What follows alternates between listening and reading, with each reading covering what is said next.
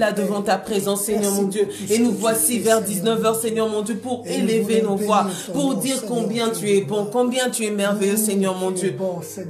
Gloire soit rendue à toi, le roi de rois, le Seigneur de seigneurs, toi qui es notre Dieu, toi qui es notre redoutable Père. Nous venons t'exalter, nous venons te bénir, Seigneur Jésus. Tu es Dieu, tu es merveilleux, Seigneur mon Dieu. Aucun homme n'est comparable à toi, aucune personne n'est semblable à toi, Seigneur. Père de gloire, merci pour ton amour, merci pour ta fidélité. Merci parce que tu es le Dieu d'amour, tu es le Dieu fidèle. Père de gloire, nous venons ce soir, Seigneur mon Dieu, pour t'élever, pour t'exalter, pour te rendre gloire, Seigneur mon Dieu, qui est comme toi, Seigneur Jésus. Mon âme bénit l'Éternel, mon âme bénit, Seigneur mon Dieu, ton saint nom. Nous rendons gloire à ton nom, Seigneur. Nous exaltons ton saint nom. Ce soir, Seigneur mon Dieu, chaque personne est venue, Père de gloire, pour te louer, t'adorer, t'exalter, Seigneur, toi qui es le grand roi, Seigneur mon Dieu. Nos cœurs t'adorent, nos âmes t'exaltent, Seigneur. Nous venons te louer, nous venons t'exalter, nous venons te glorifier, nous venons te rendre gloire, Seigneur, car tu es Dieu, Seigneur. Ma sœur élève la voix pour te dire combien tu es merveilleux. Mon frère élève la voix pour dire combien tu es merveilleux. Nous exaltons ton saint nom, nous magnifions ton nom, Seigneur Jésus. Sois loué, sois béni, Seigneur mon Dieu. Merci pour tout ce que tu es. Merci pour ton amour infini. Merci pour ta grâce infinie. Merci pour la vie de chaque personne en ce lieu, en Seigneur mon Dieu. Merci pour la vie de chaque personne connectée, Seigneur mon Dieu. Merci pour la vie, Seigneur mon Dieu. Tu es celui qui ne cesse de nous faire du bien, Seigneur. Nous bénissons ton nom, nous rendons grâce, Seigneur Jésus. Chacun d'entre nous, Seigneur, élève le nom de celui qui est grand. Nous bénissons ton nom, nous élevons ton nom, nous exaltons ton nom, Seigneur. Qui est comme toi, Seigneur Jésus, qui est semblable à toi. Aucun homme, Seigneur mon Dieu, n'est comme toi. Nul n'est semblable à toi, nul n'est comme toi, Seigneur Jésus. Hosanna à toi, le roi de rois. Hosanna à toi, le Seigneur de seigneurs, le Dieu tout-puissant. Merci, Père de gloire. Merci, Seigneur Jésus, pour cette vie, Seigneur. Merci pour ton amour. Merci, Seigneur Jésus. Merci, Père. Merci, Seigneur Jésus. Merci, Saint-Esprit de Dieu. Merci, ô Dieu d'amour, Dieu fidèle, Seigneur Jésus. Merci pour ton amour, Seigneur Jésus.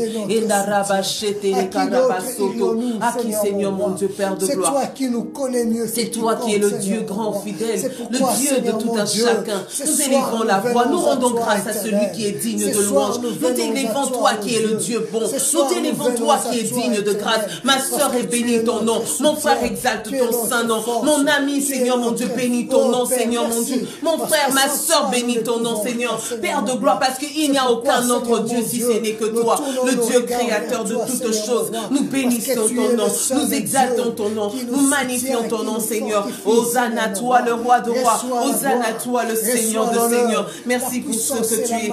Merci pour ce que tu fais, Seigneur Jésus. Tu es un grand Dieu, un Dieu merveilleux, Seigneur. Règne pour toujours. Règne, Seigneur Jésus. Qui est comme toi, Seigneur Jésus. Hosanna à toi, le Dieu d'amour, le Dieu fidèle. Nous bénissons ton nom, Seigneur. Nous bénissons ton saint nom, Seigneur. Qui est comme toi? Qui est semblable à toi? Qui est digne d'honneur, de majesté comme toi? Qui est comme toi, Seigneur? Le Dieu de toute grâce, le Dieu de toute grâce, Seigneur. Nous venons à toi, nous élevons nos voix vers toi qui vis à jamais. Nous élevons nos voix vers celui qui est digne de louange. Nous élevons nos voix vers toi, Seigneur mon Dieu, le protecteur d'une famille, le protecteur, Seigneur mon Dieu, d'une vie, Seigneur Jésus.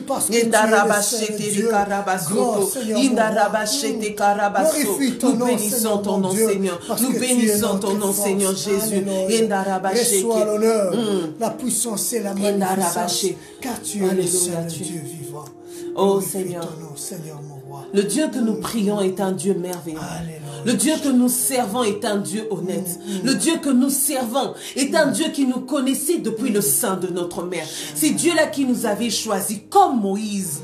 Comme Moïse, c'est Dieu-là te connaissait depuis. Comme Moïse, aujourd'hui, tu as des enfants que tu as mis au monde, peut-être dans une terre lointaine de ton pays. Comme Moïse, peut-être tu es dans des endroits auxquels tu ne sais quoi faire. Mais Mais comme Moïse, tu es celui qui est arraché, qui a été récupéré. Tu as été arraché des eaux, tu as été récupéré d'une terre sèche. L'Éternel t'a prise de loin parce que l'Éternel te connaît, parce que l'Éternel veut faire quelque chose de merveilleux avec toi. Comme Moïse, tu vas élever la voix. Tu vas dire, Seigneur, là où je suis, je ne sais où je vais. Je ne sais pas le projet que tu as pour moi. Mais Père de gloire, je viens simplement m'abandonner. Nous allons nous abandonner devant le Dieu de grâce. Nous allons nous abandonner vers ce Dieu créateur de la terre et des cieux. Celui qui nous connaissait depuis le sein de notre mère. Nous allons nous dire, Seigneur, si tu n'es pas avec moi, je ne partirai pas. Si tu n'es pas avec moi, je ne ferai rien. Tout ce qui est de, Seigneur mon Dieu, tout ce qui est à mon pouvoir ne doit venir que de toi. Si tu n'es pas avec moi, Seigneur, je ne peux rien faire. Tu vas demander, Seigneur, je veux plus de toi. Je veux que tu sois avec moi. Je veux que tu m'accompagnes. Je veux que tu sois avec moi. Mais le lendemain, je te veux. À l'instant même, je veux que tu sois avec moi. Je veux, Seigneur, tout faire avec toi. Seigneur, viens. Seigneur, viens. Invoque l'Éternel dans ta vie. Invoque que le Dieu d'Abraham, le Dieu d'Isaac, le Dieu de Moïse soit avec toi. Parce que sans lui, tu ne peux rien. Sans lui, nous ne pouvons rien. Nous allons invoquer nos Seigneur. Nous allons, oh Seigneur Jésus, je viens, Seigneur mon Dieu. Ô Père de gloire, te dire, Seigneur Jésus, si tu n'es pas avec moi, je n'irai nulle part. Père de gloire, comment vivre dans ce monde sans toi, Seigneur mon Dieu? Si je n'ai pas le Dieu d'Abraham, si je n'ai pas le Dieu créateur de la terre et des cieux, je ne pourrai pas, Seigneur mon Dieu. Tu l'as montré dans la vie de ton serviteur Moïse. Depuis le sein de sa mère, tu le connaissais. Parce que quand le décret a été lancé, Seigneur mon Dieu, mais tu as mis l'intelligence et la sagesse à sa mère de le protéger. Oh Seigneur, je te bénis. Parce que depuis mon enfance, tu m'as protégé. Il y a eu des avortements, il y a eu des choses, des fausses couches. Mais moi, je ne suis pas partie, je suis restée. Oh Père de gloire, sans toi, Seigneur, je ne pouvais pas, Seigneur mon Dieu, être dans ce monde. Tu as gardé mon frère, tu as gardé ma soeur. Depuis le sein de sa mère, tu l'as protégé. Il y a eu des décrets spirituels et physiques. Mais eux, ils ne sont pas partis. Ils ne sont pas morts parce que tu as voulu de Seigneur mon Dieu. Le monde a décrété des choses, mais toi, tu es le Dieu qui protège toujours. Tu as protégé ma soeur depuis son enfance. Tu as protégé mon frère depuis le sein de sa mère. Tu l'as gardé en venant au monde, Seigneur mon Dieu, dans ce monde tortueux, Seigneur mon Dieu. Mais tu as gardé, Seigneur mon Dieu. Tu as gardé ma soeur, tu as gardé mon frère, Seigneur. Tu l'as protégé des vents et marées. Seigneur mon Dieu, tu es le Dieu qui garde toujours. C'est pour cela, mon frère et ma soeur, viens te dire, Seigneur, je ne continuerai pas ma vie sans toi. Je viens encore renouveler encore ma pensée auprès de toi. En ce temps d'ADM, je viens encore te dire, Seigneur, sans toi, je ne peux rien. Sans toi, je ne suis rien. Je n'irai nulle part sans toi. Je ne veux pas mon lendemain sans toi. C'est sans toi. Sans toi, Seigneur Jésus. Je veux juste être avec toi. Je ne peux rien sans toi. Je ne suis rien sans toi. Avec toi, je puis tout. C'est pour cela que j'ai besoin de toi, Seigneur. Quand tout va bien, quand je sais que tu es là, mon âme est assurée. Quand tout va, Seigneur mon Dieu, mal, quand je sais que tu es là, je sais que mon âme est assurée. Même dans les vents et marées. Mais si tu es avec moi, Père de gloire, peu importe, je sais que mon avenir est assuré. Peu importe le temps, peu importe les circonstances. Mais si toi, le Dieu d'Abraham, le Dieu d'Isaac, tu es avec moi, je ne craindrai rien. Tu es le Dieu qui est avec nous. Tu es le Dieu qui nous protège. Tu es le Dieu qui nous garde. Tu es le Dieu qui nous protège. Tu es le Dieu qui est toujours avec nous. Merci pour ton amour. Merci pour ta fidélité. Merci pour ce que tu fais, Seigneur mon Dieu. Merci pour ce que tu fais, Seigneur Jésus. Merci pour ton amour. Merci pour ta protection divine. Oh Sana, je bénis ton nom, Seigneur. Je bénis ton nom, Seigneur. Je bénis ton nom, Seigneur mon Dieu, pour ton amour, pour ta fidélité. Au milieu de mes frères et sœurs, au milieu de tout un chacun d'entre nous, je te bénis, Seigneur. Tu es le Dieu qui nous fait toujours du bien. Tu es toujours là auprès de nous. Merci pour ton amour. Merci pour ta fidélité. Merci Saint-Esprit de Dieu. Merci Roi de Roi, Seigneur. Merci Yahweh Sabaoth. Merci Dieu d'amour, Dieu fidèle.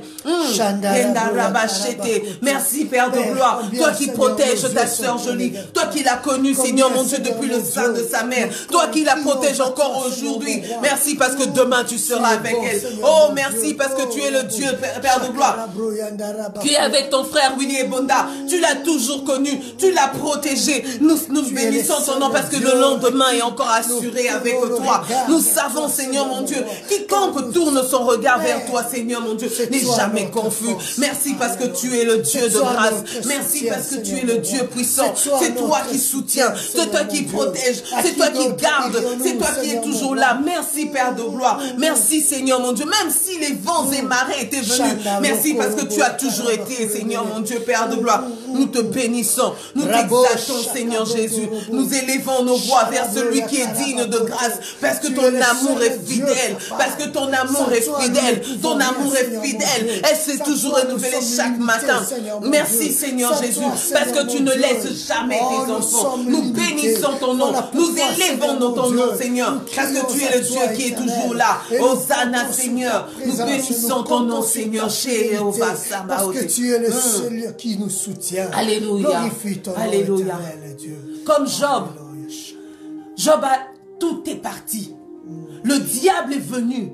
C'est même pas un homme, c'est le diable qui est venu arracher toutes choses dans sa vie. Mais ce qui est merveilleux, malgré le plan de l'ennemi, Job n'a pas perdu la foi. Malgré tout ce qui s'est passé dans sa vie, Job n'a pas perdu la foi. Bien-aimé, je ne sais pas ce que le diable veut faire. Je ne sais pas ses projets, peu importe que ce soit la main d'un homme ou quoi que ce soit sur ta vie. Mais une seule chose ce soir, nous voulons dire, Seigneur, je ne perdrai pas la foi. Peu importe que je manque ou que je ne manque pas, que je sois malade et que je n'arrive pas à me lever, que je manque de quoi manger, que je n'ai pas d'argent, que je manque de tout, mais une seule chose, je ne manquerai pas la foi. Je n'abandonnerai pas le Dieu d'Abraham, je n'abandonnerai pas le Dieu d'Isaac, même dans les vents et marées, je serai avec l'Éternel. Ma foi ne faillira pas à cause du manque d'argent, ma foi ne faillira pas à cause du manque d'un enfant. C'est pas parce que je manque d'un enfant et que je vais abandonner les seigneurs ou que je vais insulter l'Éternel et que je veux mourir. Non, bien-aimé, nous, notre Dieu est le créateur de toutes choses. S'il nous manque quelque chose, nous voulons lui dire, peu importe ce qui m'arrive, peu importe toute chose, je ne m'abandonnerai pas. Je serai toujours là. Je ne t'abandonnerai pas, Seigneur. Je serai toujours là. Seigneur Dieu d'Israël, Dieu d'Abraham, Seigneur Dieu d'Isaac, le Dieu d'amour, le Dieu fidèle. Non, Seigneur, je veux toujours rester là, là dans ton amour profond, dans ton amour sûr. Là où tu es, je veux y demeurer. Là où tu es, je veux y rester. Parce que je sais que tu es un Dieu d'amour. Parce que je sais que tu es un Dieu merveilleux. Je sais que même s'il me manque quelque chose, cela n'est rien, Seigneur mon Dieu. Mais si ta protection, ton amour fidèle est avec moi, l'assurance est là. Je veux avoir l'assurance simplement que tu es avec moi.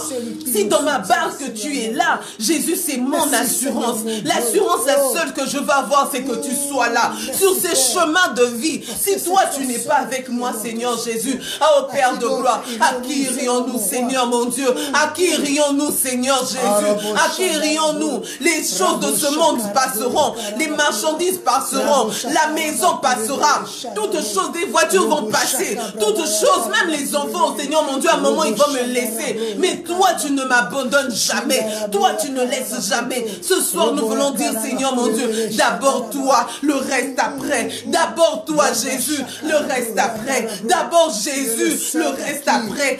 D'abord toi, Seigneur, nous voulons tourner nos regards vers toi. Je veux que, Seigneur, mon Dieu, ma confiance soit encore réitérée en toi. Je veux, Seigneur, te dire, peu importe ce que je manque aujourd'hui, peu importe ce que j'ai pas aujourd'hui, mais mon demain, c'est toi. Mon lendemain, c'est toi, Seigneur Jésus. Mon lendemain, c'est toi, Seigneur Jésus. Que je manque aujourd'hui, Seigneur, mon Dieu, c'est là, Seigneur, m'importe. Que je manque d'enfants, que je manque de voitures, que je manque, Seigneur. Mais Yahweh, que je ne manque pas de Jésus. Que Jésus soit avec moi. Je ne veux pas manquer Jésus. Je veux avoir Jésus. Même dans mes difficultés, je veux que tu sois là. Quand je manque même de quoi boire ni manger, Seigneur, je veux que tu sois là. Je veux que ma force s'appuie sur toi. Dans ma faiblesse, je veux m'appuyer sur toi. Dans ma force, je veux m'appuyer sur toi. À qui d'autre irions-nous? Nous voulons aller nulle part. Nous voulons juste rester dans ta présence. Nous voulons juste rester dans ta présence. Nous voulons juste rester là, Seigneur mon Dieu. Oh Père de gloire, Jésus, nous voulons rester dans ta présence. Nous voulons simplement être là, auprès de toi, Seigneur mon Dieu. C'est là où nous puisons notre force. Dans ta présence, nous puisons notre force. Dans ta présence, mon cœur est rassuré. Mon cœur est assuré. Seigneur, nous voulons, Jésus, demeurer dans ta présence. Nous voulons juste rester là, auprès de toi. Rester là, Seigneur Jésus, auprès de toi, Seigneur. Tu es la force. Tu es ma force. Tu es mon appui. Tu es mon assurance. Tu es l'assurance de ma soeur. Tu es l'assurance de mon frère. Je veux, Seigneur mon Dieu, qu'elle se dise, Seigneur, peu importe ce qui lui manque, peu importe les adversités, mais au moins, elle sait qu'elle a un Jésus. Jésus rassure quelqu'un ce soir. Rassure quelqu'un ce soir que tu es le Dieu qui est dans sa barque. Celui qui crie à toi, Seigneur, tu viens à lui. Tu viens à lui. Ah, oh Seigneur Jésus, Père de gloire, que chacun, ceux qui te frappent, Seigneur mon Dieu, Seigneur mon Dieu, tu entends leur voix, Seigneur, tu viens, Seigneur. Tu es le Dieu qui vient toujours, Seigneur. Oh, Sabaoth, Habakkuk le dit, Seigneur mon Dieu, je me tiendrai à mon poste. Je resterai là. Je resterai là, Seigneur mon Dieu. Je ne partirai nulle part. Je veux demeurer dans ta présence. Je veux rester dans ta présence. Je veux aller nulle part, Seigneur. Dans ta présence, mon âme est assurée. Dans ta présence, Seigneur mon Dieu, Père de gloire, je suis dans la paix. J'aime Jésus. J'aime ta présence. J'aime être auprès de toi. J'aime, Seigneur mon Dieu, être dans ta présence. Être dans ta présence, c'est l'assurance de ma soeur. Être dans ta présence, c'est l'assurance de mon frère. Même si, Seigneur mon Dieu, nous sommes malades, dans la maladie, mais je suis dans la présence de l'Éternel. Et manquant d'argent, mais au moins je suis dans la présence de l'Éternel. Parce que rester dans ta présence, c'est là mon assurance. Là, oh Seigneur, la solution à toute chose ne vient que dans ta présence. Père, une âme a besoin de te dire, Seigneur, si tu n'es pas avec elle, où irais-tu, Seigneur mon Dieu? Nous voulons rester là, là, oh Seigneur. Jésus, nous voulons Sabaoth. Alléluia.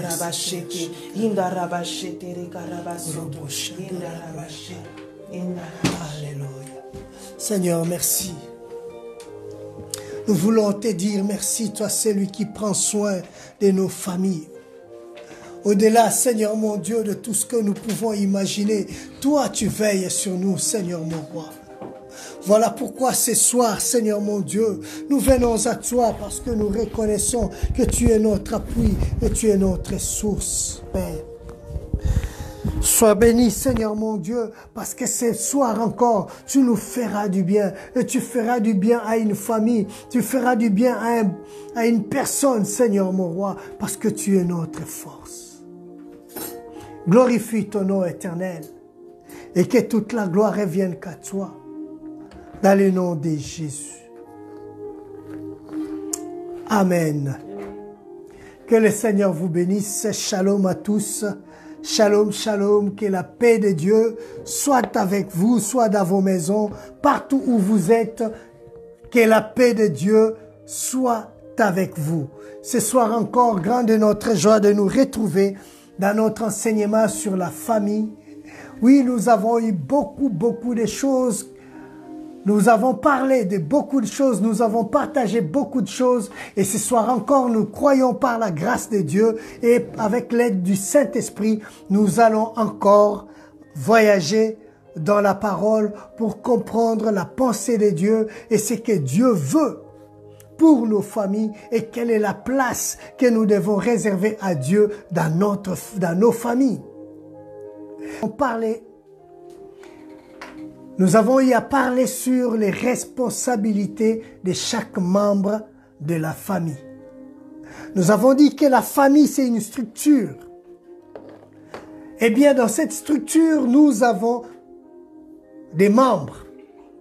Et chaque membre a un rôle à jouer pour bien faire fonctionner cette structure qui est la famille. Et chacun de nous a un rôle à jouer. Nous avons vu le rôle des parents et nous avons vu aussi le rôle des enfants. Et dans le rôle des enfants, nous avons essayé de parler de l'homme et de la femme.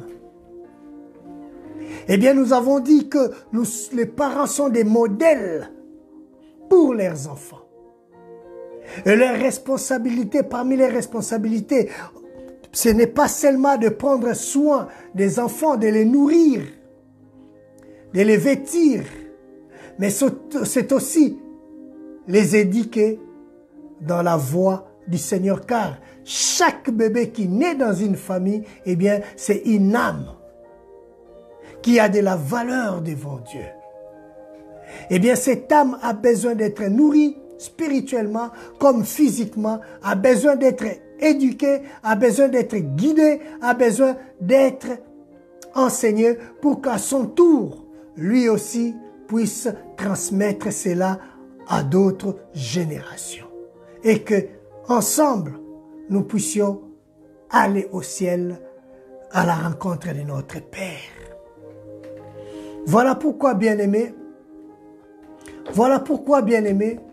je prie que le Seigneur nous aide dans cette responsabilité. Que le Seigneur nous aide dans cette responsabilité, frères et sœurs. Que Dieu soit béni. Et ce soir, j'aimerais vraiment que nous puissions regarder, nous puissions parler des ennemis de la foi, de la famille, pardon. Quels sont les ennemis qui cherchent à détruire nos familles? Les ennemis qui cherchent à détruire nos familles. Et donc ce soir, nous allons essayer de voir les ennemis de la famille. Les ennemis de la famille. Eh bien, frères et sœurs, quand on parle d'un ennemi, eh bien, un ennemi, c'est quelqu'un qui vous hait, quelqu'un qui cherche à nuire. C'est quelqu'un qui cherche à nuire, c'est quelqu'un qui hait une autre personne. Un ennemi, c'est la personne contre lesquelles ou contre les personnes contre lesquelles on se bat. Ou on se bat. Et un ennemi, c'est quelqu'un qui présente un danger pour nous, un danger pour nos familles, un danger nuisible. Un ennemi, c'est quelqu'un qui souhaite le mal pour nous. Un ennemi, c'est quelqu'un qui souhaite votre malheur ou le malheur de notre foyer. Voilà pourquoi ce soir, nous aimerions parler des ennemis, de ceux-là qui cherchent à nuire nos foyers, de ceux-là qui cherchent la destruction de notre foyer, de ceux-là qui nous combattent et qui combattent nos familles, nos foyers ou nos familles. Alors, Dieu ne veut pas que nous puissions, frères et sœurs, continuer dans cette direction sans connaissance. Voilà pourquoi il permet à ce que nous puissions comprendre sa pensée pour la famille, l'importance qu'il accorde pour la famille, les responsabilités de chacun de nous et aussi connaître qui sont les dangers pour nos foyers, qui sont les ennemis de nos familles. N'oublions pas, frères et sœurs, que la famille est la cible principale de l'ennemi. La famille est l'objet de multiples attaques. De multiples attaques. Et ça n'a pas commencé dans votre famille, mais ça a commencé depuis la première famille. Pour nous montrer combien est-ce que la famille est l'objet de multiples attaques. Des multiples attaques. Enfin, parce que l'ennemi sait que si nous avons une famille forte, soudée, eh bien, ceux qui sortiront de cette famille formeront aussi ou fonderont aussi des familles fortes et seront aussi des hommes et des femmes fortes dans la société. Et la famille, qui est une cellule qui vient de Dieu, et c'est dans la famille que le Seigneur veut que nous puissions enseigner et montrer la voie des dieux aux enfants, eh bien, l'ennemi, sachant que si une famille est bien structurée et qui marche dans la crainte des dieux et les enfants sont instruits selon la voie du Seigneur, eh bien, c'est une famille qui est un danger pour lui. Alors voilà pourquoi il cherche dès le début à détruire l'unité de la famille, à détruire, à déstabiliser la famille pour que la famille ne puisse pas atteindre son objectif selon le Seigneur. Eh bien, frères et sœurs, le véritable et le premier ennemi de la famille, c'est le diable. C'est le diable, frères et sœurs. C'est le diable. Dès le commencement, il a cherché à détruire l'unité familiale. Dès le commencement, frère, il a cherché à déstabiliser l'homme. Et il a créé la division au sein de la famille. Voilà pourquoi, frères et sœurs, tout ce que nous avons aujourd'hui, tout ce que nous vivons aujourd'hui, eh bien, c'est parce que l'ennemi s'est infiltré et il a détruit la famille depuis, dès l'origine, dès le commencement, pardon. Dès le commencement. La Bible dit dans Genèse chapitre 3, les serpents étaient les plus rusés de tous les animaux des champs que l'Éternel Dieu avait fait et dit à la femme, Dieu a-t-il réellement dit, vous ne mangerez pas? Eh bien, c'est le serpent, l'ennemi qui s'est déguisé en serpent qui est venu pour détruire l'unité familiale. L'unité familiale. Frères et sœurs, nous devons savoir que le premier ennemi de la famille, de votre famille, ce n'est pas le frère qui est à côté de toi, ce n'est pas ta mère ou ton père, mais c'est le diable. C'est le diable. Il s'est déguisé en serpent pour venir mentir à Ève afin de déstabiliser la famille. Il a créé le doute dans le cœur de la femme. Il a provoqué la discordance au sein de la famille. Et voilà cette famille qui était une famille modèle. Ces couples modèles, eh bien, ils ont perdu leur relation avec Dieu. Ils ont perdu ce que Dieu leur avait donné. Eh bien, ils se sont retrouvés loin de Dieu. Ils commencèrent à s'accuser l'un et l'autre. À s'accuser l'un et l'autre. Le langage d'amour, le poème d'amour qui sortait dans le cœur et dans la bouche d'Adam quand il avait vu Ève pour la première fois. Et maintenant, quand le Seigneur est venu pour lui poser la question, mais tu as mangé?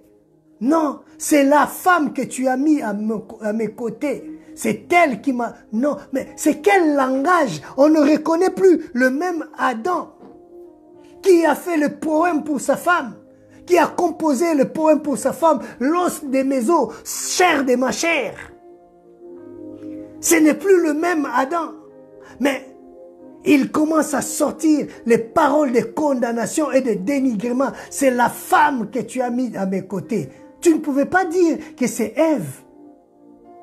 C'est la femme que tu as mis à mes côtés. Quel langage! Ça, c'est parce que le mal, l'ennemi avait déjà sémé quelque chose dans la famille. L'ennemi a déjà sémé. Et on ne retrouve plus les paroles d'amour qui sortaient de la bouche d'Ève. Genèse chapitre 3, le verset 12. L'homme répondit, la femme que tu as mise auprès de moi m'a donné de l'arbre et j'en ai mangé. Waouh! Waouh! Quelle façon de parler, frère! Vous savez, quand le mal a déjà pris de la place au sein d'une famille, même la considération de l'un ou des uns et des autres, eh bien, on ne le retrouve plus. Parce que le mal s'est installé. L'ennemi a déjà possédé la place. Cet amour-là où il y avait des éloges, où il y avait des paroles qui faisaient du bien, des paroles d'amour.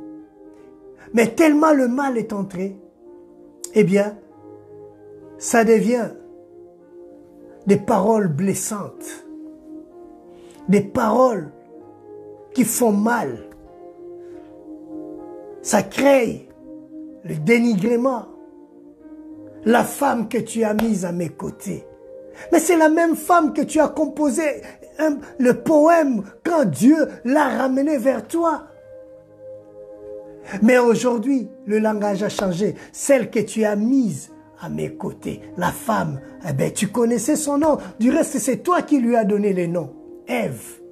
Mais aujourd'hui, elle est devenue la femme. Donc, c'est comme si c'est cette personne que tu as mis à mes côtés. Donc, quel dénigrement, frère. Là, c'est le mal qui est entré. C'est pour nous dire, frères et sœurs, le premier ennemi, c'est le diable qui cherche à déstabiliser le foyer. Les enfants n'ont plus d'égards envers leurs parents. Les écarts des langages sont rentrés dans les bouches des enfants et dans les bouches des parents. Ça, ce n'est pas l'œuvre de Dieu, mais c'est l'œuvre de l'ennemi. Quand tu vois déjà ces symptômes dans votre foyer, eh bien, reconnais directement que non, ça c'est l'œuvre de l'ennemi. Quand tu détectes cela, lève-toi dans la prière, commence déjà à briser cela. Parce que ça risquerait de créer la division au sein de la famille. Ça a divisé Adam et Ève. L'homme qui chérissait sa femme, eh bien, aujourd'hui, c'était la femme que tu as mise à mes côtés. C'est elle. Donc, si tu ne l'avais pas mise à mes côtés, je ne pense pas que j'allais manger cet arbre. Donc, c'est elle qui est venue avec tous ces problèmes. C'est elle. Quelle condamnation, frère. Nous sommes prêts à condamner. Nous oublions que nous aussi, nous avons mangé. Ça, c'est une parenthèse, frère. Le premier ennemi, c'est le diable. C'est le diable. Et au fur et à mesure que le diable s'est installé, puisque le diable est là, eh bien, il crée encore d'autres petites choses pour déstabiliser les foyers. Et parmi tant d'autres ennemis que nous pouvons rencontrer sur notre chemin ou dans notre famille et qui chercheront à déstabiliser notre foyer, eh bien, ne faut pas oublier la haine. La haine, frères et sœurs. La haine, ça détruit. La haine, ça tue. La haine, frères et sœurs, faisons très attention. Parce que la haine peut conduire à beaucoup de choses. Ça peut détruire des vies. La haine détruit les vies, frères et sœurs. La haine est dangereuse dans une famille, car elle amène la mort. La haine dans une famille, elle est tellement dangereuse parce qu'elle amène la mort. Regardons dans Genèse, chapitre 4. Nous allons voir combien est-ce que Caïn a tué son frère Abel à cause de la haine. Il a tué son frère. La haine est à la base de la division dans une famille. La haine, c'est cette tendance à avoir des camps au sein d'une famille. Parce que quand nous avons commencé à développer les camps au sein d'une famille, ça crée la haine vis-à-vis des autres. Et la haine est destructrice, frères et sœurs. La haine est destructrice. C'est pourquoi, frères et sœurs, nous devons faire très attention. Parce que Dieu voit le cœur. Dieu voit le cœur, frères et sœurs. Nous voyons comment est-ce que la haine est destructrice. Dans 2 Samuel, chapitre 13, le verset 15, nous voyons comment est-ce que les enfants de David, la haine s'était développée dans la famille et la famille a été déchirée parce que la haine s'était installée. Les enfants, puisqu'ils étaient composés des enfants de plusieurs mères, eh bien, entre eux, ils ne s'attendaient pas. La haine est rentrée. La Bible dit que Amnon eut pour elle une forte aversion, c'est-à-dire une forte haine, plus forte que n'avait été son amour. Et il lui dit, lève-toi et va-t'en. Amnon s'est abusé de sa sœur, sa propre sœur, sa demi-sœur.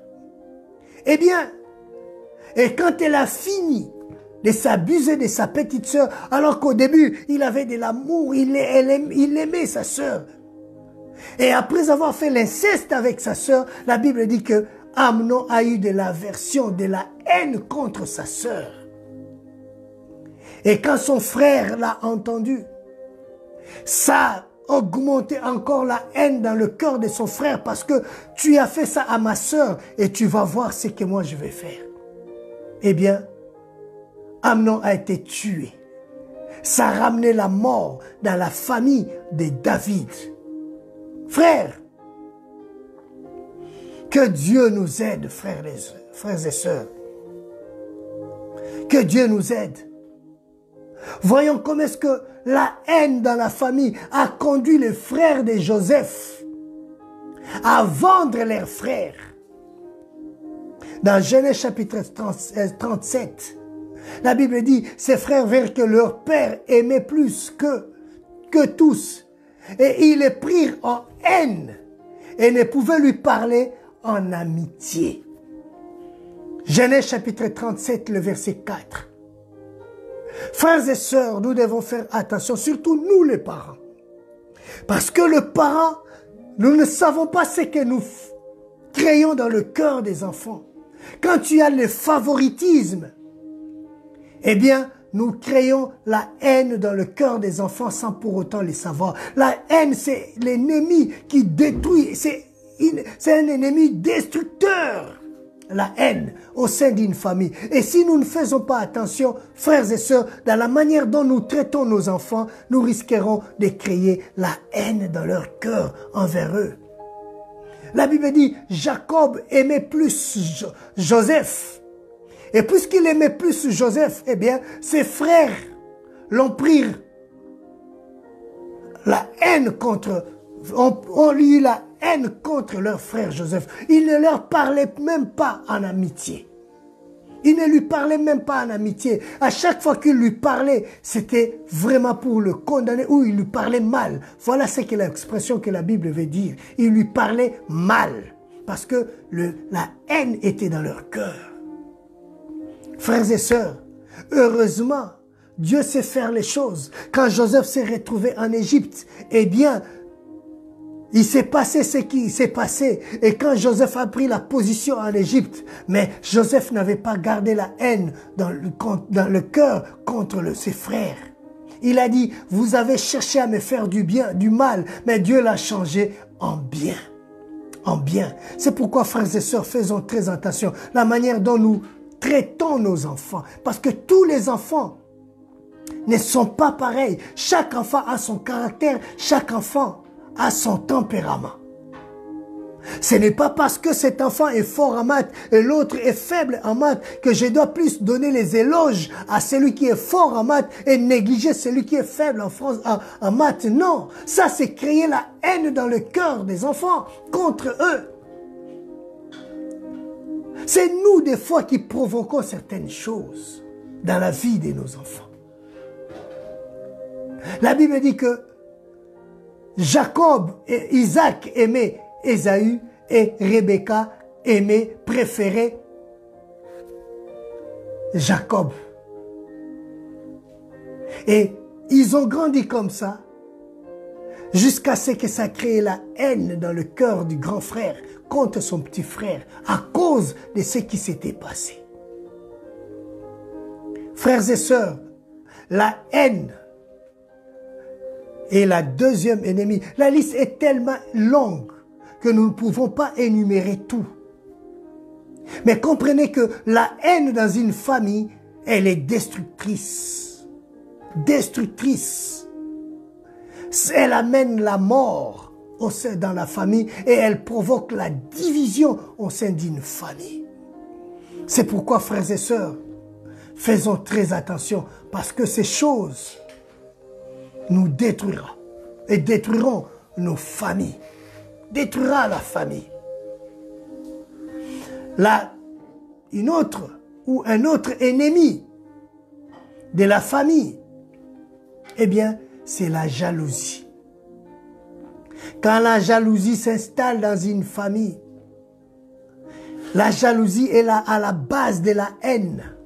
Et cette dernière est alimentée par un esprit de concurrence.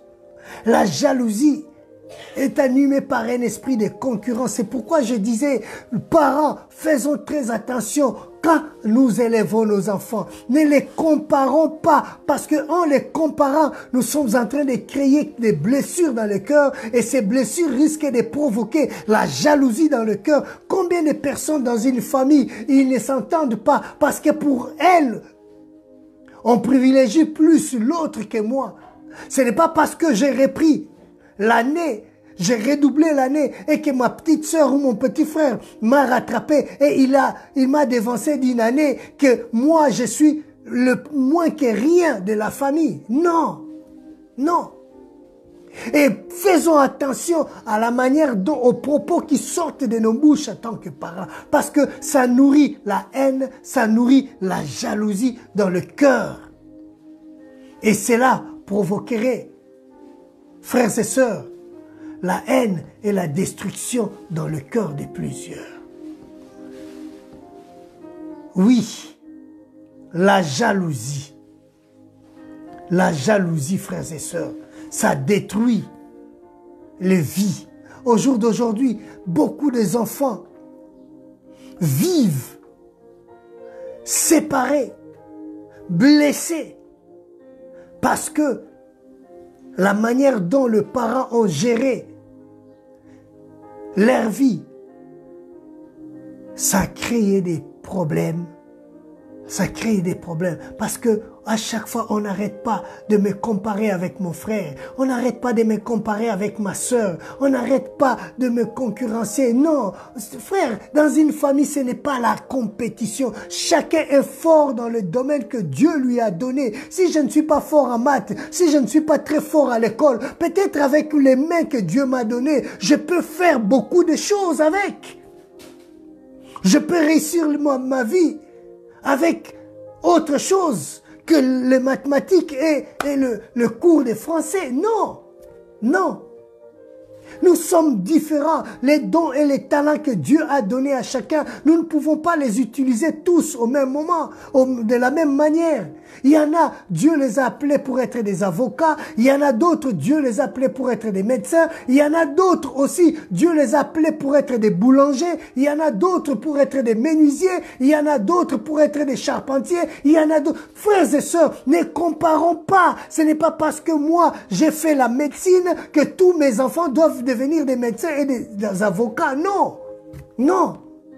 Et quand l'enfant n'est pas fort dans ça, on commence à les critiquer, à lui parler. Toi, tu ne sers à rien. Toi, de toute façon, tu ne réussiras pas. Et nous ne savons pas que nous sommes en train de créer quelque chose dans le cœur des enfants. Dans le cœur. Et voilà pourquoi quand ils sont grands, eh bien, chacun, j'ai parlé j'ai eu une personne en entretien. Eh bien, pour elle n'a jamais eu l'amour de ses parents. Tout l'amour tournait toujours vers ses frères et ses sœurs. Elle se sentait toute seule et elle a grandi avec ça. Et au jour d'aujourd'hui, elle vit séparé de ses enfants, de ses parents et de ses frères. Ils sont tous ici. Mais lui parler de ses frères et de ses sœurs comme si tu lui parlais des inconnus, alors qu'ils sont ici, issus d'une même famille. Ils ont grandi dans la même maison, mais parce qu'ils ont eu des traitements différents. La comparaison a tué tout l'amour qui était dans le cœur de cet enfant pour ses frères et pour ses sœurs. Ils savent qu'ils existent, point barre. Mais il n'y a plus rien. Pourquoi? Parce que tout a commencé à la maison, dans la famille. Dans la famille, frère. Faisons très attention. Très attention, parce que nous ne savons pas ce que nous sommes en train de créer dans le cœur. La Bible dit dans Proverbe 27, le verset 4, « La fureur est cruelle et la colère impétueuse, mais qui résistera devant la jalousie? Qui résistera devant la jalousie? » Frère, parce que quand la jalousie s'est installée dans une famille, c'est très dangereux. La jalousie s'était installée dans la famille de Jacob. Comme conséquence, leur fils, leur frère a été vendu comme esclave. Comme esclave. Frères et sœurs, quand la jalousie est rentrée dans la famille, dans la première famille, nous avons vu ça provoquer la haine. Et cette haine-là a poussé Caïn à tuer son frère. Il y a bien des exemples dans la Bible, frères et sœurs. Ésaü conçut la haine contre Jacob à cause de la bénédiction de son père. Eh bien, Ésaü disait en son cœur, les jours où du deuil de mon père vont approcher et je tuerai Jacob. Ça, la haine, la jalousie qui a provoqué la haine dans le cœur. Dans le cœur. Frères et sœurs, Actes des Apôtres, chapitre 7, le verset 9, nous parle, la Bible dit, les patriarches jaloux de Joseph les vendirent pour être amenés en Égypte. Faisons attention, nous parents, parce que nous ne savons pas ce que nous sémons dans le cœur de nos enfants. Oui, la jalousie, la bénédiction des membres de la famille devait réjouir les autres. Car cela fait le bonheur, l'honneur pour la famille. Mais la bénédiction des autres ne doit pas être un sujet de jalousie pour le reste de la famille. Non, non, non. Au contraire, c'est une fierté pour la famille. L'un de nous a réussi. C'est une fierté pour nous. Mais ça ne doit pas être un sujet de jalousie, non, et de la haine. Pourquoi seulement lui, pas nous? Et on verra s'il va vraiment jouir de cette bénédiction. Nous ferons tout pour qu'il ne puisse pas bénéficier de ça et de ça et de... Non, ça c'est la jalousie, frères et sœurs. Et quand ça rentre des gens, ça déstabilise la famille et ça détruit la famille. Voilà pourquoi, dans beaucoup de familles, les gens n'évoluent pas. Dans notre famille, les gens n'évoluent pas parce que si vous regardez bien dans cette famille, quelque part, il y a la jalousie et la haine qui est cachée, qui ne cherche pas le bonheur des autres. À chaque fois que l'autre cherche à émerger, on les tire vers le bas. Parce que non, tu ne peux pas partir. Tous, nous allons mourir ici. Tu ne peux pas... Nous avons vu même le frère, les sœurs détruire le mariage de leur sœur ou de leur frère. Parce qu'ils sont jaloux. Je ne suis pas marié. Pourquoi elle est mariée avant moi ou lui, il s'est marié avant moi? Eh bien, je fais tout pour détruire. Et on commence à inventer les choses. Si on vérifie bien la jalousie qui a provoqué la haine, et ça commence à détruire. À détruire. Frères et sœurs, faisons très attention. Ce sont des choses que nous vivons. peut-être dans nos familles. Je ne connais pas la réalité de ta famille. Je ne connais pas ce que tu vis dans ta famille. Mais j'aimerais te dire que quand tu vois ça, c'est vraiment un signe qui montre que non, ça ne va pas. Il y a un ennemi que nous devons mettre dehors au sein de notre famille. Voilà pourquoi, frères et sœurs, nous devons privilégier l'amour. Nous devons privilégier l'amour, les mots d'encouragement, apprendre à nos enfants que Dieu est au centre de notre famille. Apprendre à nos enfants l'amour du Père, l'amour de Dieu. C'est pourquoi, frère, Dieu a sa place au sein de notre famille. Si Dieu trouve sa place au sein de notre famille, eh bien, les choses ne seront pas les mêmes. Un enfant, au lieu de développer la jalousie dans leur cœur, une femme, au lieu de développer la jalousie contre sa soeur ou son mari, parce que non, ou un mari tu ne peux pas développer. J'ai vu des maris jalouser leur femme, parce que la femme a trouvé un bon travail, elle aura un bon salaire, et moi je travaille toujours, je n'ai pas assez. Eh bien, on commence à jalouser sa propre femme, alors que ce que la femme gagne, c'est pour le bonheur et le bien de la famille. C'est pour le bien de la famille. Au contraire, je dois la soutenir. Parce que quand ma femme réussit, c'est ma fierté. C'est ma fierté. Je ne peux pas me mettre à commencer à lui mettre des bâtons dans la roue pour qu'elle puisse perdre ses travail. La Bible dit que moi, je suis le chef, donc je dois toujours être au-dessus. Non, frère. C'est la fierté de la famille. Je l'encourage. Je l'encourage. Et la femme aussi ne doit pas être jalouse de son mari. Non. Non. J'ai étudié plus que mon mari. J'ai le diplôme plus que mon mari. Mais mon mari a un travail qui paye mieux que moi. Oh. Mais c'est pour le bonheur de la famille, ma soeur. Tu dois au contraire soutenir ton mari. S'il te plaît. Ou s'il vous plaît, laissons Dieu prendre la direction de notre famille. Un autre ennemi qui tue nos familles, la vengeance. Cet esprit dangereux a détruit les familles. Même les familles bibliques, la vengeance est rentrée et ça a créé la destruction. La vengeance a détruit la famille de David. La vengeance a détruit beaucoup de familles parce que on cherche à vouloir rendre le mal par le mal. C'est ça la vengeance, rendre le mal par le mal. Là où il y a le manque de pardon, il y a la vengeance qui prenne le dessus. Là où on ne privilégie pas le pardon, eh bien, c'est la vengeance parce qu'il faut remplacer par quelque chose.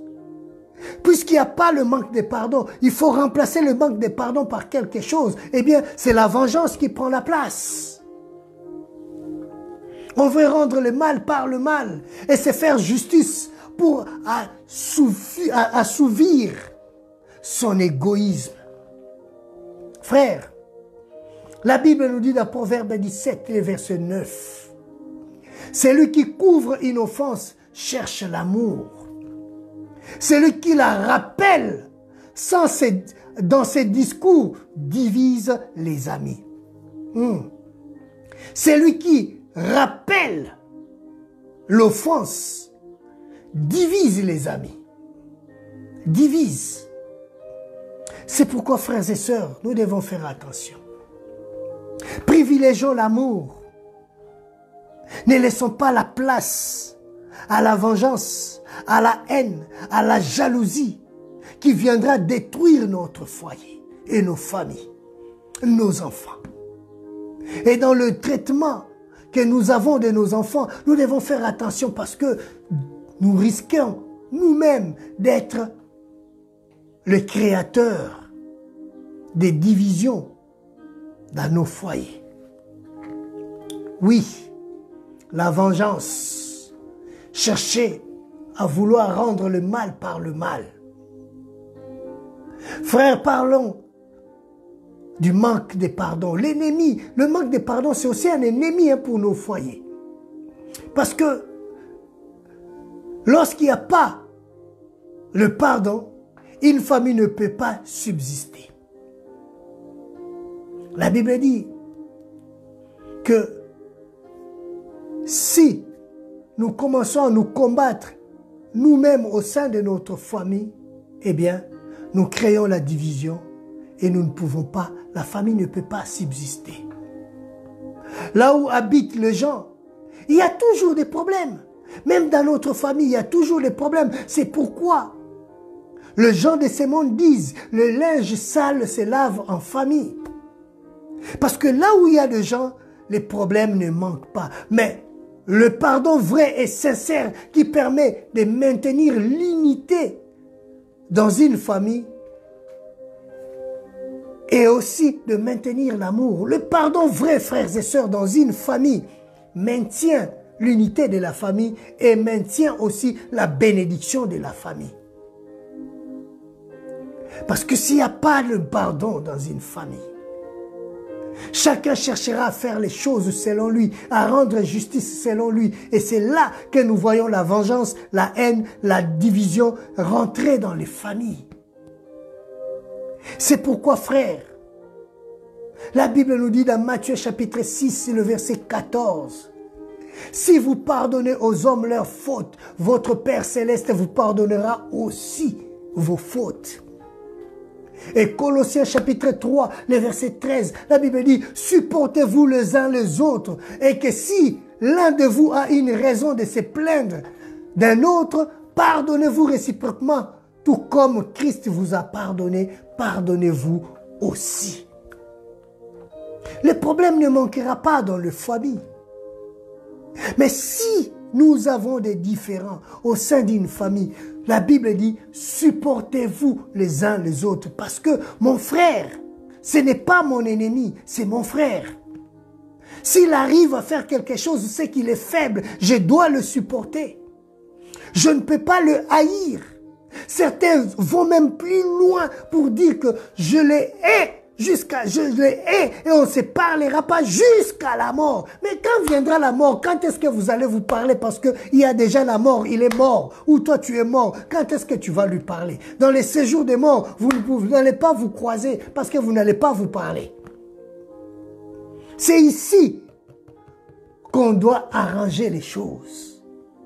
C'est ici, c'est pourquoi la Bible, connaissant cela, il dit, quand vous voulez faire votre offense, ou votre offrande à Dieu. Si vous vous souvenez que vous avez un problème ou un différend avec ton frère, eh bien, laisse d'abord ton offrande, va te réconcilier avec ton frère et après, tu pourras donner ton offrande. Parce que le Seigneur sait que après la mort, tu ne pourras plus lui adresser la parole, c'est fini. Mais ça m'étonne que nous puissions utiliser ces langages. On se parlera que jusqu'à la mort. Mais jusqu'à la mort, tu ne vas pas lui parler. Frères, supportez-vous les uns les autres. Si l'un de nous a un sujet de se plaindre de son frère, de sa sœur, de son père, de sa mère, suite à un problème quelconque, eh bien, la Bible dit, pardonnez. Pardonnez. Christ nous a pardonné. Pourquoi pas, à notre tour, nous pouvons pardonner aux autres. Un autre ennemi de la famille, eh bien, l'hypocrisie, double face, biface, il y en a d'autres qui sont même bipolaires. L'hypocrisie. Frères, pour maintenir l'unité de la famille, nous devons apprendre à se dire la vérité avec amour. Se dire la vérité avec amour et le respect. Le respect, frère. Être vrai dans la famille favorise l'unité et l'amour. L'hypocrisie le double face crée des tensions et ça provoque la trahison. La trahison, frères et sœurs. Et ça fragilise la confiance au sein d'une famille. Et ça crée quoi? Les divisions. Et ça peut produire la haine. La haine. Frères et sœurs, Galates chapitre 2, le verset 13. La Bible dit ceci. Avec lui, les autres Juifs usèrent aussi des dissimulations, en sorte que Barnabas même fut entraîné par leur hypocrisie. Frère, vous savez que l'hypocrisie peut être contamineuse. Le Seigneur parlait aux pharisiens, il dit, hypocrite, ôtez premièrement la poutre qui est dans ton œil. Et alors tu verras comment ôter la paille dans l'œil de ton frère. On fait semblant comme si on est vrai. On vient, ah c'est mon frère, on sourit jusque-là 32 dents dehors. Mais c'est la même personne qui est en train de tuer son frère dans le secret. C'est la même personne qui ne veut pas que son frère puisse avancer. Mais quand il voit son frère, hypocrite, on sourit jusqu'à 32 dents dehors.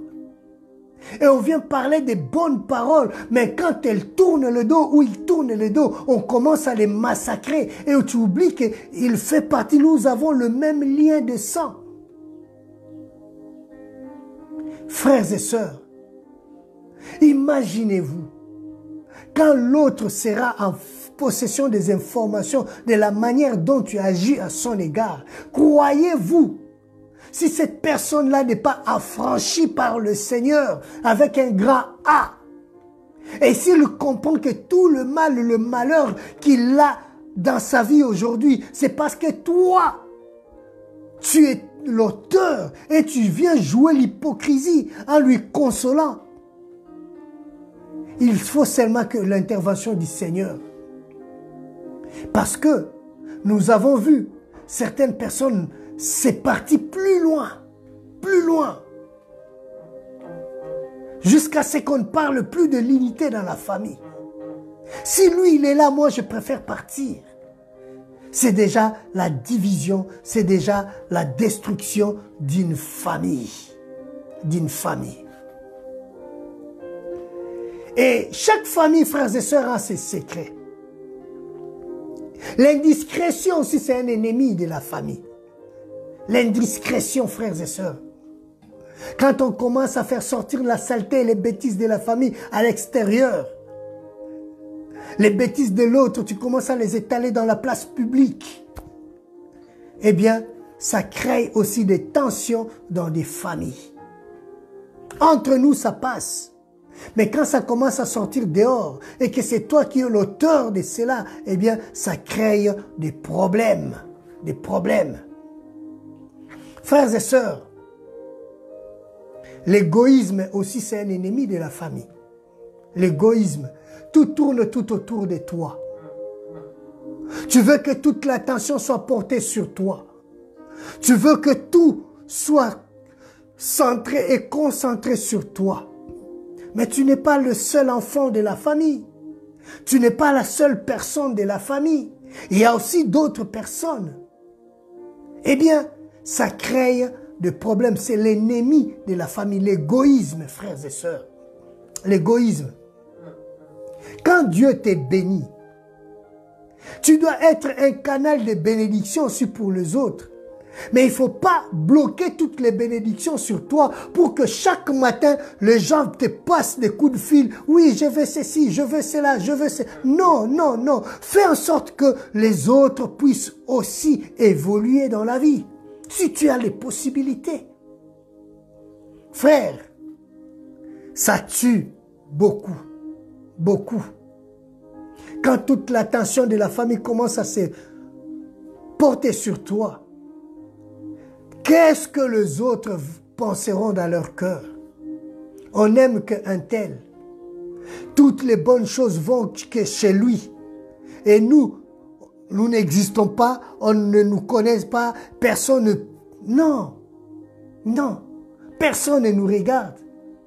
Il y a d'autres enfants, même quand il a mal, il préfère garder son mal parce que même s'il parle, personne ne prendra cela au sérieux.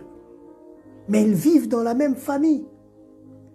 Il souffre dans son cœur, mais personne ne sait. Quand il faut pleurer, il rentre dans les toilettes, il pleure, il pleure, il pleure. Et dès qu'elle finit, elle sort de la toilette et elle vient faire comme si rien n'était. Frères et sœurs, ne soyons pas des égoïstes. Des égoïstes. Frères, faisons attention, surtout parents, parce que c'est nous qui favorisons des fois certaines blessures, certaines choses dans le cœur de nos enfants, de nos épouses. Tu as ton frère à la maison, toute ton attention est tournée vers ton frère, vers ta sœur, et tu oublies que tu as une femme, tu es marié, tu as aussi des enfants. Les secrets, c'est avec ton frère, c'est avec ta sœur. Mais ta femme, celle avec qui tu vas partager ta vie, tu ne la considères pas. Penses-tu que tu crées quelque chose, une bonne chose dans son cœur? Non. À moins que le Seigneur lui vienne en aide. Frères et sœurs, nous devons savoir que nous sommes dans une famille le gardien des uns et des autres. Oui. Souvenez-vous quand Caïn a tué son frère Abel et Dieu lui pose la question. Où est ton frère Abel? Et Caïn lui répond, suis-je le gardien de mon frère? Oui, frère. Aux yeux de Dieu, tu es le gardien de ton frère et de ta sœur. Aux yeux de Dieu, Caïn était bel et bien le gardien de son frère, de son jeune frère. Et dans chaque famille, frères et sœurs, le grand frère, ou la grande sœur, ou le petit frère, ou la petite sœur, est le gardien de l'autre. Nous sommes le gardien de l'autre. Mais regardons bien. Quand la méchanceté commence à prendre la place, ces désirs-là, ces goûts-là n'ont plus de place dans notre cœur et on commence à souhaiter les mal pour ceux de la même famille. Et pourtant, nous sommes frères. Nous sommes frères. Eh bien, comment la première famille a été détruite? Comment la première famille, nous allons terminer par là. Comment la première famille a été détruite? Déjà, la première des choses, quand l'ennemi est rentré, c'était la rupture entre Dieu et la première famille. La rupture est rentrée. Adam et Ève se sont cachés. Ça, c'est l'œuvre de l'ennemi, c'est l'œuvre du diable. Il cherche à créer la rupture entre la famille et Dieu, entre le parent et Dieu. C'est pourquoi, frères et sœurs, nous devons laisser la place à Dieu dans notre foyer. C'était la rupture il y a eu rupture entre époux. Quand Adam s'est trouvé devant Dieu, je l'ai dit tout à l'heure dans Genèse 3, 18, il commence à parler, la femme que tu as mise à mes côtés. La manière accusatrice et irrespectueuse dont Adam a parlé de son épouse est révélatrice, frères et sœurs, de ce qui était déjà dans son cœur. Le mal était déjà rentré. Et quand aux enfants, rupture, le frère a tué son frère. Rupture entre les fils et ses parents. Caïn est allé vivre ailleurs. Les parents sont restés de l'autre côté. Frères et sœurs, nous devons faire très attention. Voilà pourquoi, frères et sœurs, Dieu doit être au centre de notre foyer. La place que nous réservons à Dieu, ça doit être la première place. Avant toute chose, nous devons placer Dieu au centre de notre foyer. Lui laisser la place, la première place dans notre cœur. Tout ce que nous devons faire, tout ce que nous pouvons faire, doit tourner tout autour de notre Dieu. Associer Dieu dans nos projets. Associer Dieu dans l'éducation de nos enfants.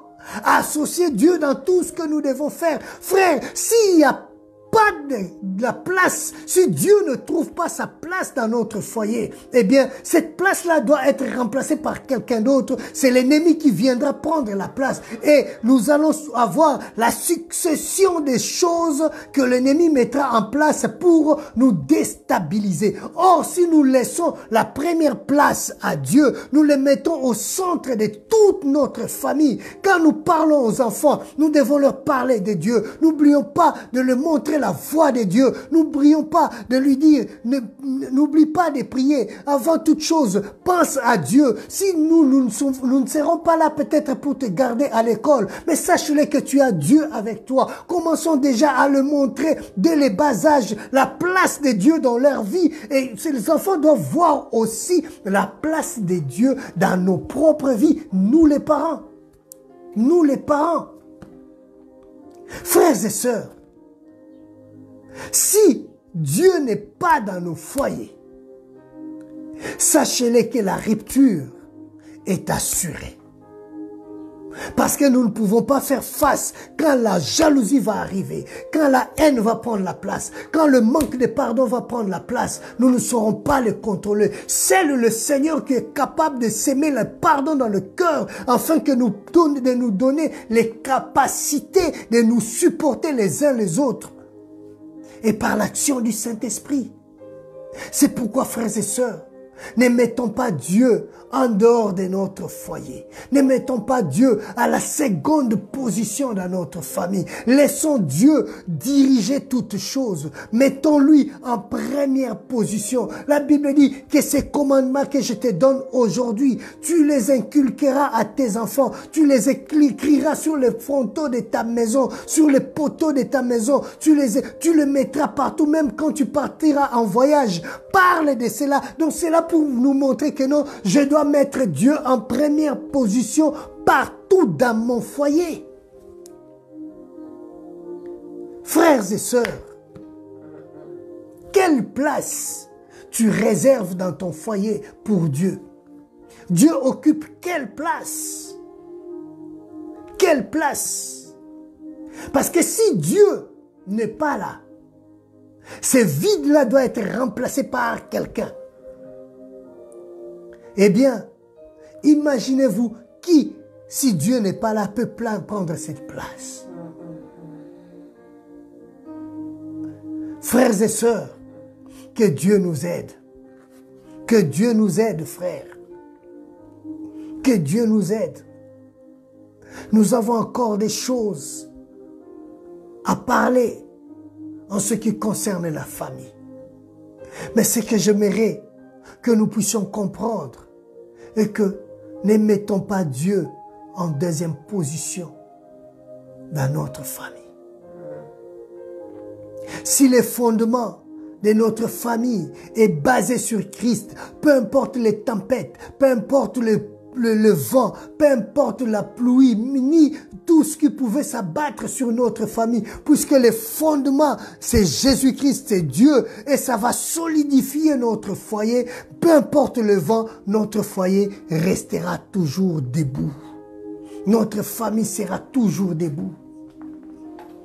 Combien de personnes on les a parlé, que voilà, il y a ceci, il y a cela. On a raconté des choses et des choses sur le mari, sur la femme, sur les enfants, pour créer la division. Mais puisque leur foyer est bâti sur la personne de Jésus, Dieu a de la première place dans leur maison. Peu importe ce qu'on a raconté sur eux, mais ce foyer-là demeure uni jusqu'aujourd'hui. Ils ont traversé des problèmes.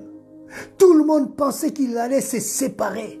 Mais les membres de cette famille sont toujours soudés les uns les autres, comme le dent dans le mâchoire de caïman ou d'un crocodile. Soudés! Parce que ils savent que le fondement de notre foyer, c'est Dieu. C'est Dieu. C'est pourquoi, frères et sœurs, laissons Dieu la première place dans notre foyer. Quand ça ne va pas, puisque c'est lui, l'auteur de la famille, il connaît le projet qu'il a pour la famille. Il sait qu'il travaille avec les familles. Alors ce Dieu-là est le seul à pouvoir vous soutenir. Tournons nos regards vers lui. Si nous allons vers lui, quand les problèmes viendront, quand le vent soufflera, tournons nos regards vers Dieu parce que nous l'avons réservé une place. Si les disciples n'avaient pas aménagé une place dans la barque quand ils traversaient le lac, et quand le vent était venu, quand l'eau commençait à rentrer dans la barque, s'ils n'avaient pas aménagé une place pour le Seigneur, on parlerait d'autre chose aujourd'hui. Mais heureusement, ils avaient aménagé une place dans leur barque et le Seigneur était là. Quand ils ont tourné leur regard vers le Seigneur, ils ont réveillé le Seigneur et le Seigneur a calmé la tempête. Les tempêtes de votre vie ne peuvent être calmées que par la présence de Dieu dans votre famille. Voilà pourquoi faites la place à Dieu dans votre famille. Faites la place à Dieu dans votre famille. Que le Seigneur nous aide. Nous allons prier le Seigneur. Tu vas prier pour ta famille. Oui, les ennemis sont là. La liste est tellement longue, on ne pourra pas énumérer tous les ennemis de la famille. Combien l'ennemi cherche à déstabiliser la famille, à créer des problèmes, à provoquer même. On en parlera plus tard. Mais j'aimerais que nous puissions prier pour nos familles. Puisque Dieu est l'auteur de la famille, nous voulons lui recommander. Peut-être votre famille, à l'heure actuelle, est en train de traverser la zone de turbulence. Vous ne savez pas à qui vous tournez, mais j'aimerais t'inviter à tourner vers celui qui est l'auteur de la vie. C'est le seul capable de calmer la tempête dans votre famille et de vous soutenir et que vous puissiez sortir indemne, sain et sauf. Élevons la voix, frères et sœurs, et prions les Seigneurs. Prions les Seigneurs. Éternel Dieu de gloire, tu sais combien nous sommes menacés, combien l'ennemi menace nos familles, combien la haine, la jalousie, la division, le manque de pardon, Seigneur mon Dieu, menace notre famille, l'indiscrétion menace notre famille. Combien, Seigneur mon Dieu, nous tournons nos regards vers toi. Le seul qui peut préserver nos familles, c'est toi. Le seul qui peut nous donner la force de nous supporter les uns les autres et de nous pardonner les uns les autres, de nous aimer les uns les autres, c'est toi, Seigneur Dieu de gloire. Apprends-nous, Seigneur, à nous aimer.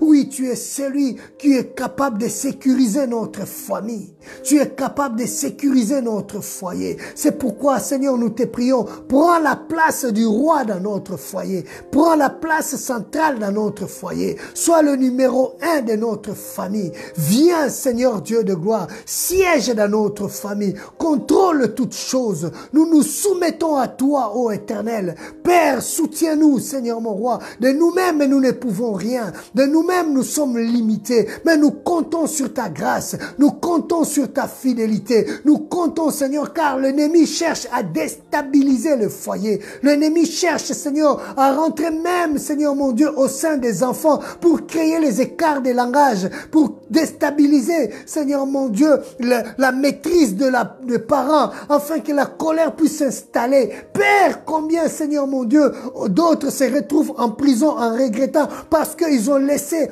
la place à la colère au lieu de laisser la place au pardon. Seigneur Dieu de gloire, soutiens-nous, soutiens-nous, Seigneur. Nous refusons ces choses. Nous avons vu combien, Seigneur, certains enfants ont tué leur maman, combien certains enfants ont tué leurs parents ou les parents ont tué leurs enfants. Nous refusons ces choses, oh Dieu. Nous refusons ces choses. Nous prions, Seigneur mon Dieu, que Dieu seul puisse prendre le contrôle de nos familles, qu'il soit au centre et qu'il ramène l'amour dans le cœur des pères pour leurs enfants, dans le cœur des parents pour leurs époux, dans le cœur des épouses pour leurs époux, dans le cœur des parents pour leurs enfants et dans le cœur des enfants pour leurs parents. Père, tu as dit que tu ramèneras le cœur des enfants à leurs parents. Père, fais-les, Seigneur Dieu de gloire. Combien certains enfants peut-être ont fugué la maison, d'autres sont partis, Seigneur mon Dieu, sous les effets de la colère, de la déception, Seigneur mon Dieu, de la haine, de la jalousie, sous les effets de la colère, Seigneur mon Dieu, blessés, ils ont préféré quitter la maison que de rester subir les injustices.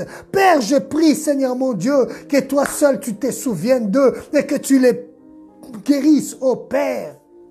Pardonne, Seigneur mon Dieu, accorde le pardon et que le pardon soit leur partage, afin qu'ils sachent, ô Dieu de gloire, nous avons, Seigneur, le lien de filiation, nous sommes unis parce que nous formons une famille. Oui, Seigneur mon Dieu, on ne choisit pas sa famille, c'est toi, Seigneur, qui nous donne la famille, même avec sa saleté, toi tu nous as donné cette famille, donne-nous aussi les capacités de nous supporter les uns les autres au sein d'une famille.